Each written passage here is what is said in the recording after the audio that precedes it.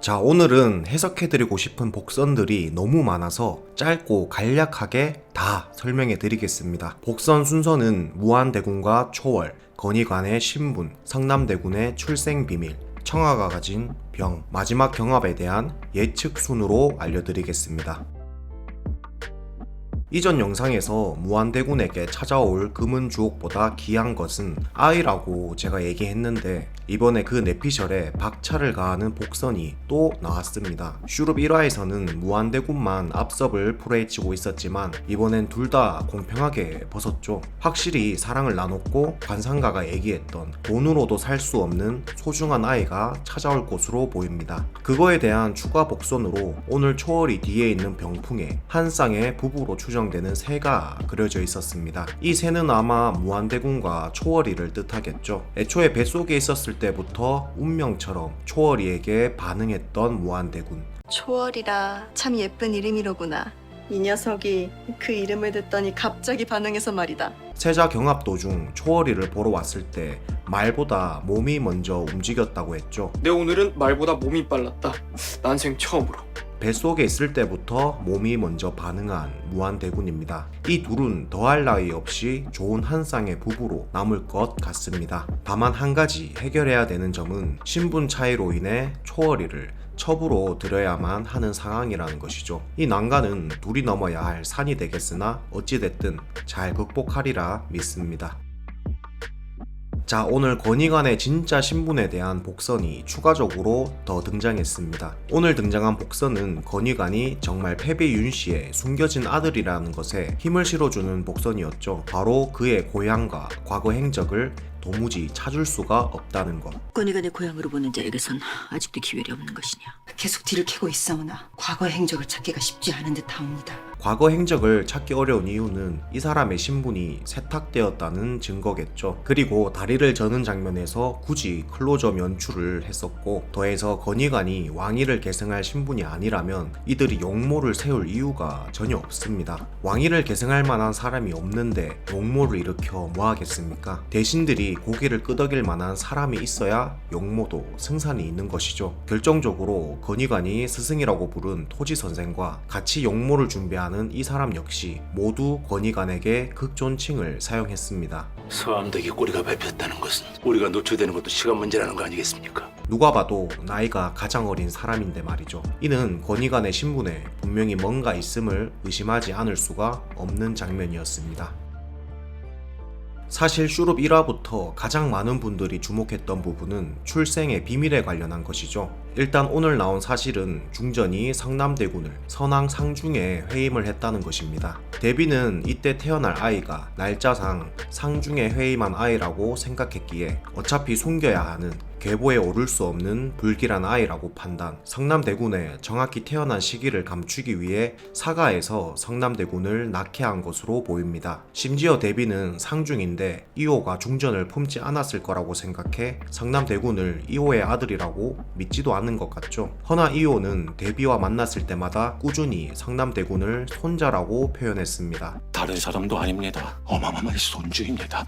결국 성남대군의 해임 시기를 가장 정확하게 아는 사람은 중전과 왕 이호겠죠. 이호가 당당히 손자라고 표현하는 것은 성남대군이 본인의 아들이 맞다는 확신이 있기 때문일 것입니다. 만약 성남대군이 상중에 회임된 것이 아니라는 전개가 나와야 한다면 성남대군이 평범한 아이보다 조금 더 일찍 태어난 조기 분만된 팔삭동일 수도 있겠네요. 그리고 결정적으로 박경우가 성남대군의 비상한 머리를 아버지와 닮았다고 표현했죠.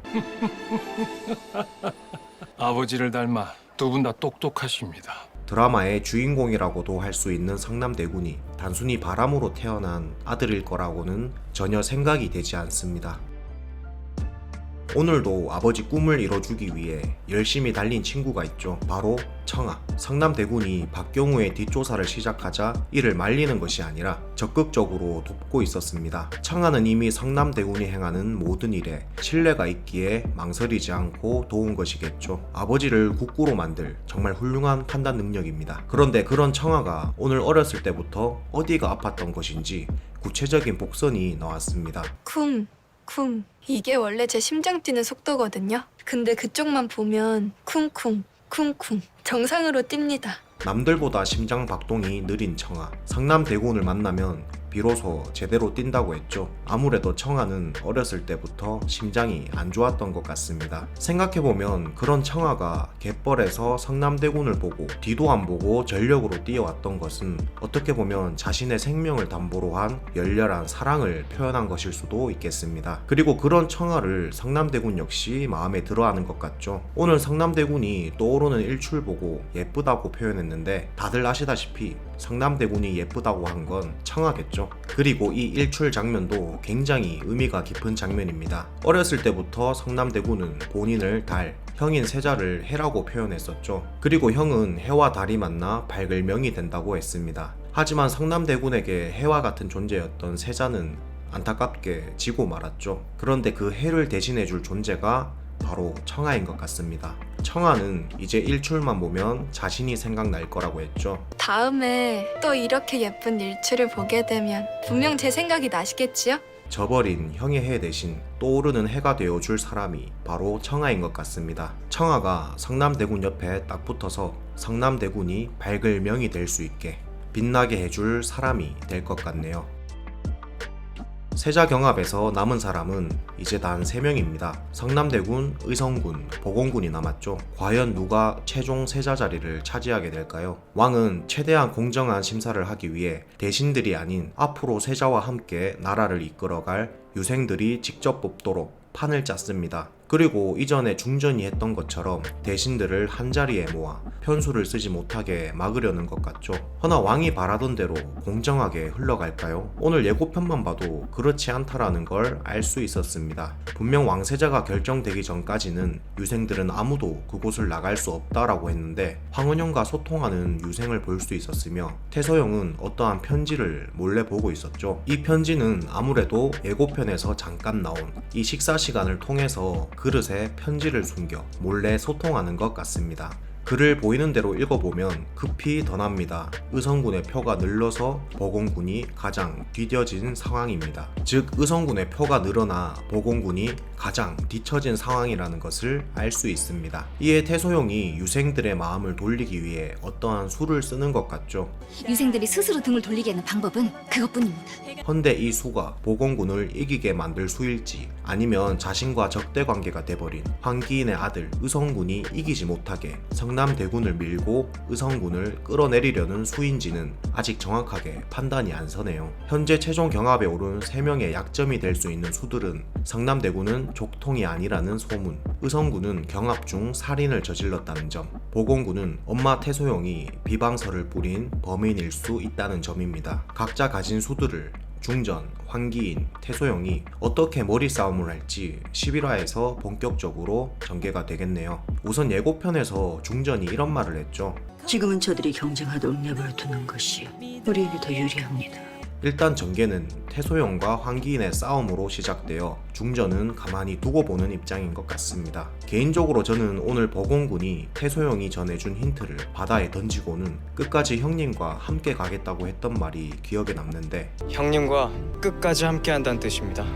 태소영이 만약 부당한 방법을 써서 보건군이 득표가 올라간다면 보건군이 스스로 세자 경합을 포기하고 상남대군에게 힘을 실어주지 않을까 싶습니다. 둘은 어찌됐든 3일간 티격태격됐지만 결국엔 힘을 합쳐 박경우라는 인재를 함께 데려온 합이 잘 맞는 형제니까요. 보건군도 의성군이 세자가 될 바에는 상남대군이 되는 게 옳다고 생각할 것입니다. 부디 세자로는 상남대군이, 배동으로는 보건군이 선발되어 보건군 말대로 끝까지 둘이 함께 했으면 좋겠네요. 반면 의성군은 본인 입으로 자신이 살인을 저질렀다는 것을 서암덕에게 실토를 했으니 서암덕이 이러한 사실을 고하거나 자신이 직접 영의정에게 보낸 편지에 살인을 저질렀다는 내용이 적발되어 의성군이 지은 죄를 달게 받을 수 있기를 저 혼자서라도 간절히 기도하려 합니다. 오늘 황기인은 의성군을 본래의 자리로 되돌리려다가 귀인에서 종사품 수건이 되었죠. 이번에 의성군이 황기인을 본래의 자리로 되돌려 놓겠다고 했으니